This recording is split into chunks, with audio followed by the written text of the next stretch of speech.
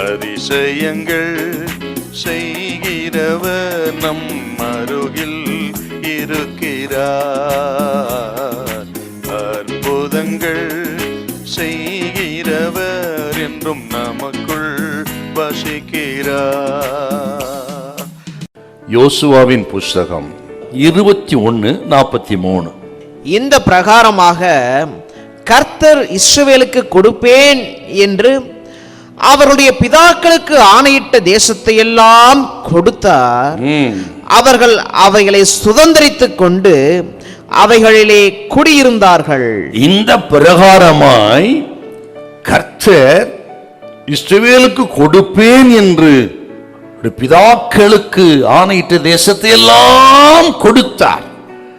சுருக்கமா என்ன சொல்றாருன்னா, கர்த்தர் உண்மை உள்ளவராயிருந்தார். சொன்ன சொல்லை காப்பாற்றின தேவன். அவர் சொன்ன வாக்கு தத்தங்களிலே ஒன்றும் தவறி போகவில்லை. அவர் அவைகளிலே உண்மை உள்ளவராக இருந்தார். அவர் என்ன சொன்னார், என்ன நடந்தது? ஆதியாகமம் 12ஆம் அதிகாரம் 6-7 வசனம். ஆபிரகாம் கானான் தேசம் வந்து சேர்ந்தார்.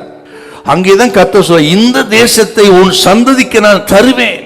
அப்படி சொன்ன அந்த வாக்குத்தத்தத்தின்படி இப்பொழுது யோசுவாவின் காலத்தில் தேசத்தை எல்லாம் கர்த்தர் இஸ்ரவேல் ஜனத்துக்கு கொடுத்து விட்டார். அதைத்தான் நினைவு கூர்ந்து இப்ப சொல்றாரு பாருங்க. இந்த பிரகாரமாக கர்த்தர் இஸ்ரவேலுக்கு கொடுப்பேன் என்று அவள் பிதாக்களுக்கு ஆணையிட்ட தேசத்தை எல்லாம் கொடுத்தார். அவர் உண்மையுள்ளவராயிருந்தார். தேசத்தை கொடுப்பேன்னு சொன்னாரு. எப்பேற்பட்ட தேசத்தை கொடுப்பேன்னு சொன்னார்? உபாகமம் 6ஆம் அதிகாரம் 10-11 என்ன சொல்றாருன்னா, நீ கட்டாத வீட்டை தருவான்ப்பா உனக்கு, நீ நடாத திராட்சை தோட்டம் தருவேன். அவன் கட்டியிருப்பான், நீ போய் குடியிருப்பாய். அவன் பண்படுத்தி விவசாயம் பண்ணி வைத்திருப்பான், நீ போய் சாப்பிடுவாய். நீ பிரயாசப்படாமலேயே நீ சாப்பிடக்கூடிய பலனை நான் உனக்கு தருவேன்.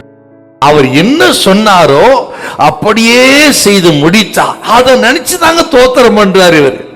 கர்த்தர் எத்தனை நல்லவர். நம்ம நினைக்கிறோம், நான் பிரயாசப்பட்டேன், நான் வேலை செய்து, நான் சம்பாத்தியம் பண்ணேன், அதனால் நோ நோ நோ நோ. கர்த்தர் உங்களுக்கு பலனை கொடுத்து ஞானத்தை கொடுத்து உங்களுக்காக யாவை செய்து முடித்தபடினாலே தான் நாம் புசிக்கவும் சுகமாயிருக்கவும் கர்த்தர் செய்திருக்கிறார்.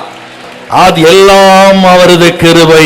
கர்த்தருடைய பிள்ளைகளே, ஆண்டவர் நமக்கு செய்து ஆசீர்வதித்தது எல்லாம் நாம் மறவாதபடிக்கு நன்றி செலுத்துகிற பிள்ளைகளா இருக்கணும்.